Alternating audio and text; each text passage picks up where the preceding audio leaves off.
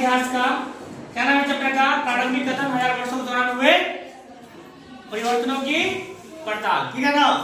उसमें कुछ पॉइंट सब दिया हुआ था, उसके बारे में थोड़ा जान लेंगे। सबसे पहले क्या है? सर्व क्षत्रिय साम्राज्य है ना, सर्व क्षत्रिय साम्राज्य। तो वैसा साम्राज्य जो क्या है, अनेक राज्यों से क्या है, मिलके बना है।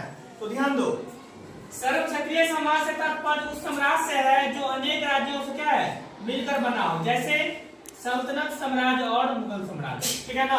मतलब क्या, जो अनेक राज्यों से मिलकर बना है वही क्या है, सर्व क्षत्रिय साम्राज्य है। उसके बाद हम जानेंगे संरक्षक के बारे में। संरक्षक का मतलब क्या होता है? जो गार्ड होता है, यानी जो सुरक्षा प्रदान करता है। ठीक है ना? तो ध्यान देना है, जो कोई प्रभावशाली धनी व्यक्ति जो किसी कलाकार या शिल्पकार, विद्वान या क्या है, अभिजात जैसे किसी अन्य व्यक्ति को क्या करता है, मदद करता है या सहारा देता है ना, यानी उसको सुरक्षा प्रदान करता है, तो वही क्या हो जाएगा, वह हो जाएगा संरक्षक। ठीक है? और थोड़ा इस किताब में जो है कुछ पॉइंट दिया हुआ था मुगल वंश के पतन के कारण, है ना, तो छोटा सा पॉइंट हम लिखा दिया, उसको ध्यान कर लेगा सब। क्या है? तो कारण क्या था मुगल वंश के पतन का, तो ध्यान दो। कमजोर शासक क्या है, जो शासक थे, जो राजा थे, क्या है, उनका सिस्टम सही नहीं था, है ना, ध्यान रखना।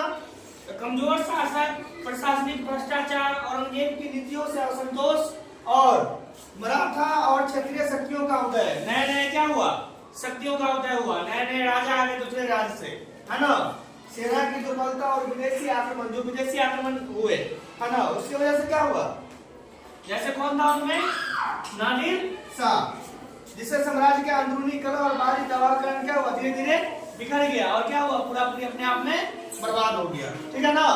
अब ध्यान देना है, कुछ पॉइंट जो है ब्राह्मण के बारे में दिया गया था, है ना, थोड़ा उनके बारे में जानकारी कर लेंगे। तो ध्यान दो, नए देवी देवताओं की पूजा, राजाओं द्वारा मंदिरों का निर्माण और समाज में पुरोहितों यानी पंडितों के रूप में जो ब्राह्मण लोग थे, है ना, का बढ़ता महत्व तथा सत्ता बढ़ता आदि, है ना, और संस्कृत ग्रंथों के ज्ञान के कारण समाज में ब्राह्मणों का क्या हुआ, बड़ा आदर होता था और उनके क्या हो गए, वो संरक्षक हो गए, किनके, संस्कृत भाषाओं के, है ना। और ध्यान देना है, उसके बाद जो बोला गया है, जो 19वीं शताब्दी नहीं सदी लिखना है यहाँ पे, शताब्दी में चलेगा, कोई दिक्कत नहीं। 19वीं सदी के मध्य में अंग्रेज इतिहासकारों ने, है ना, अंग्रेज इतिहासकारों ने भारत के इतिहास को 3 युगों में बांट दिया था, है ना, जिसमें पहला क्या था, हिंदू के लिए, दूसरा मुस्लिम के लिए और तीसरा ब्रिटिश के लिए। वैसे इतिहास को 3 भागों में बांटा गया है, प्राचीन काल, मध्यकाल और आधुनिक काल, है ना। लेकिन इस किताब में जो है, इसमें क्या हुआ था, तो इतिहास को हिंदू, मुस्लिम और ब्रिटिश में बांट दिया गया था। मतलब जैसे जैसे शासन हुआ था ना, उस प्रकार से क्या हुआ, जाति के आधार पर उसको बांट दिया गया था, है ना।